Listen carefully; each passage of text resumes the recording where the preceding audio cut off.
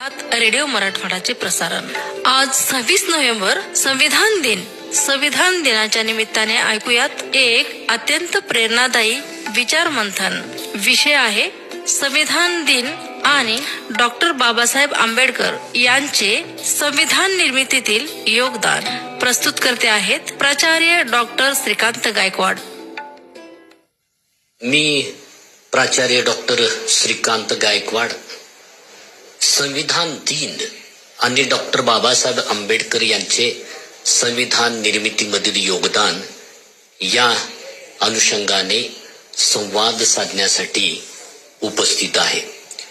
प्रिय श्रोते हो, आजचा दिवस आपल्या राष्ट्रीय जीवनातील अत्यंत अभिमानाचा दिवस आहे.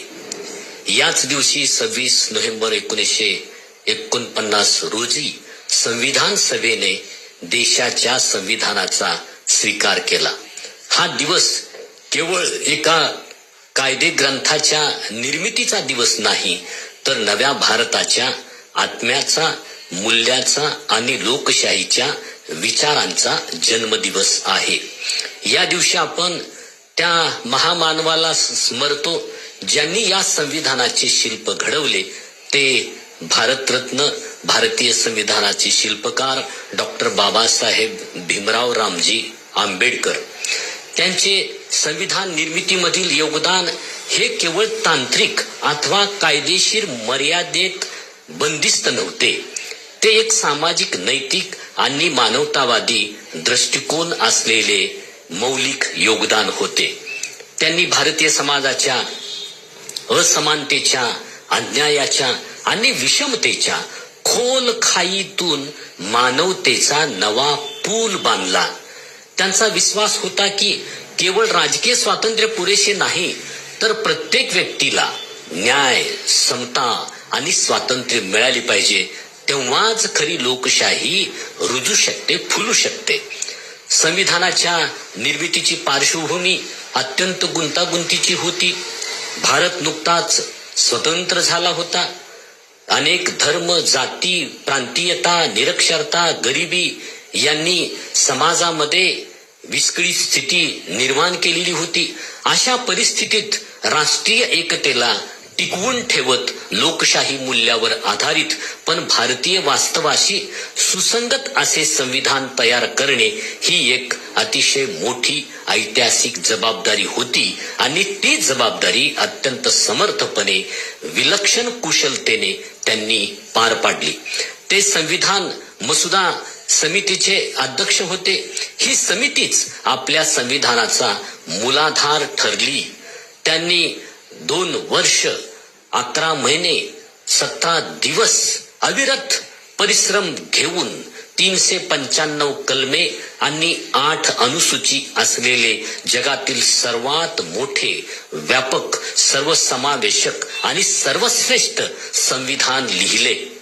या काळात त्यांनी कायदेतज्ञ, अर्थतज्ञ आणि समाजसुधारक या भूमिका समर्थपणे निभावल्या.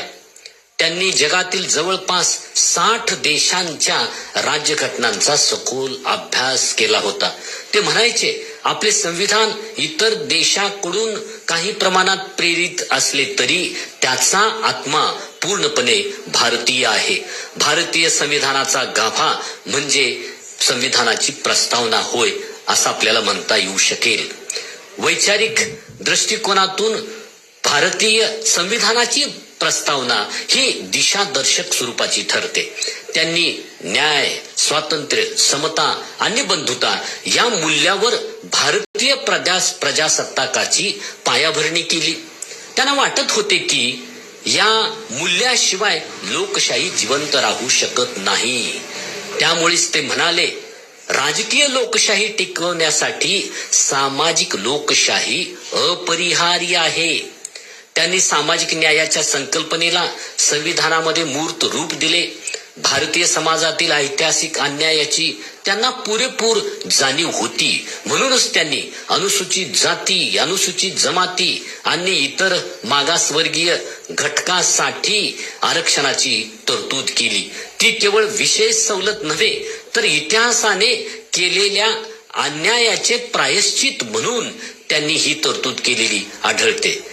त्यांनी महिलांच्या अधिकारांना बळ दिले. समानतेच्या आधारावर त्यांना मतदानाचा, संपत्तीचा आणि शिक्षणाचा अधिकार दिला.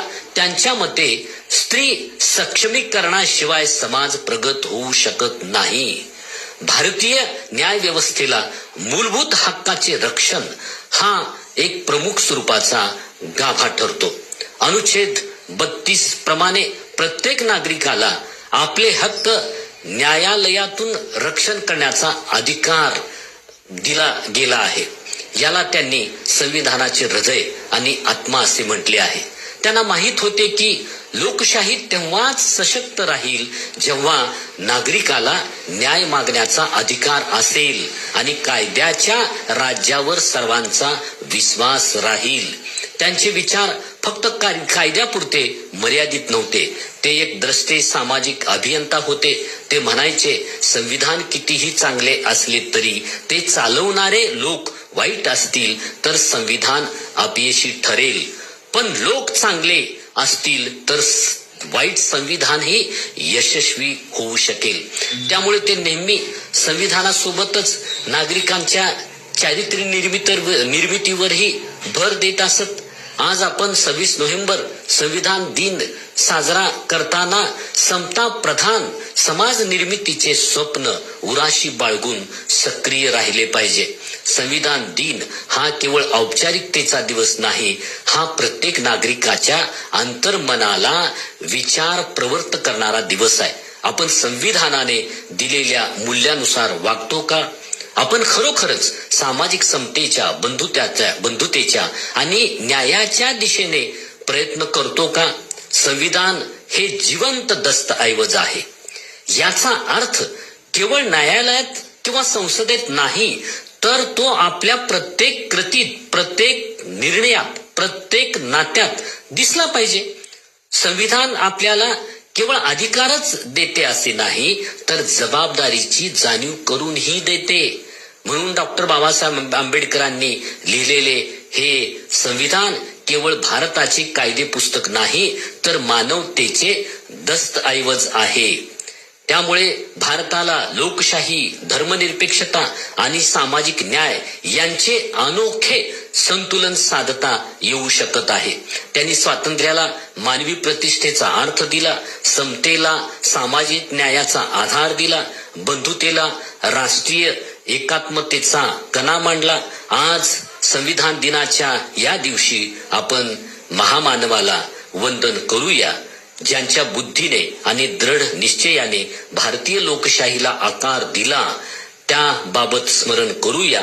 चला आपण सर्व मिळून अशी शपथ घेऊ की आपण संविधानाने दिलेल्या मूल्यांचे पालन करू, भेदभाव विरहित समाज घडवू आणि डॉक्टर बाबासाहेब आंबेडकरांनी दाखवलेल्या मानवतावादी लोकशाहीच्या मार्गावर ठामपणे, निर्धाराने पुढे चालत राहूया. संविधान हे केवळ कागदावरचे शब्द नाहीत, ते आपल्या मनातील एक जिवंत असे प्रकाशदायी किरण आहेत.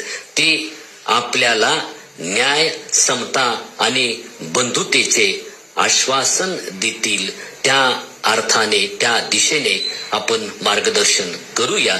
जय भारत, जय संविधान.